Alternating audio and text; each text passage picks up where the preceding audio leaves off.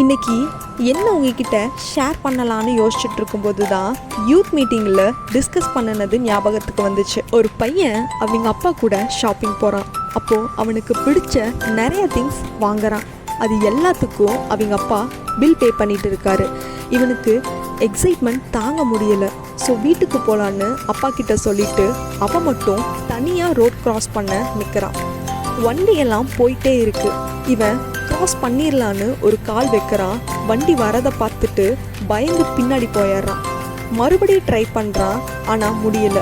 இப்போ அவனோட கையை யாரோ பிடிக்கிறாங்க. அவன் அது யாருன்னு பார்க்குறான். அவனோட அப்பா. இவ்வளோ நேரம் அவனோட கண்கள் வண்டிகளை பார்த்து பயந்துட்டு இருந்துச்சு. அவங்க அப்பா கையை பிடிச்சதும் அது எதையும் பார்க்காம வானத்தில் ஃப்ளைட் போகிறது.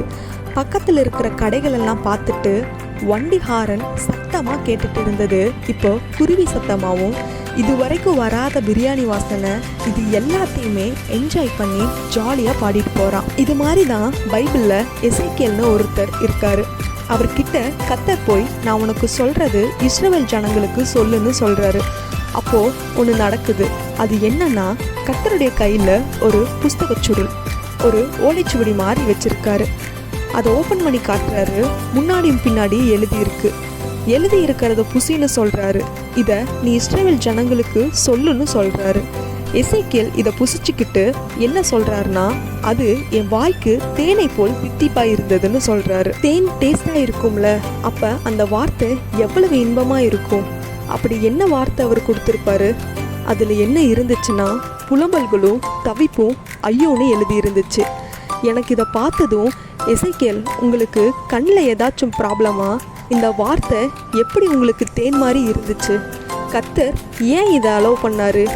ஏன் இந்த வலி? இதை ஏன் எனக்கு கொடுத்தாரு? நான் இதில் எப்படி சர்வை பண்ணுவேன்? ஏன் இவ்வளோ கஷ்டமான ஹார்ஷான வார்த்தைன்னு கர்த்தர்கிட்ட கேட்டிருக்கலாம்ல. இப்படி என்னோட தாட் இருந்துச்சு. ஆனால் இவர் கொஞ்சம் டிஃப்ரெண்ட். எப்படி தெரியுமா? கர்த்தர் கண்டிப்பாக என்னோட புலம்பல்களை ஆனந்த களிப்பா மாற்றுவார்னு சொன்னார்.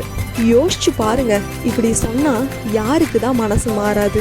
பொதுவாக தாகம் எடுத்தா தானாக தண்ணி குடிக்க முடியும். அதே மாதிரி தான் நம்ம லைஃப் எப்படி வேணாலும் இருக்கலாம். எம்டியா மேடும் பள்ளமா போட்டு ஒரு வழி பண்ணலாம். எப்படி இருக்கோ அதை அப்படியே அக்செப்ட் பண்ணுவோம்.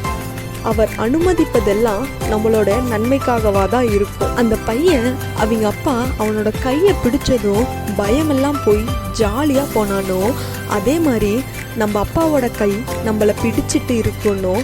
அவர் நம்மளை விட்டு போகலன்னு மறந்துடாத.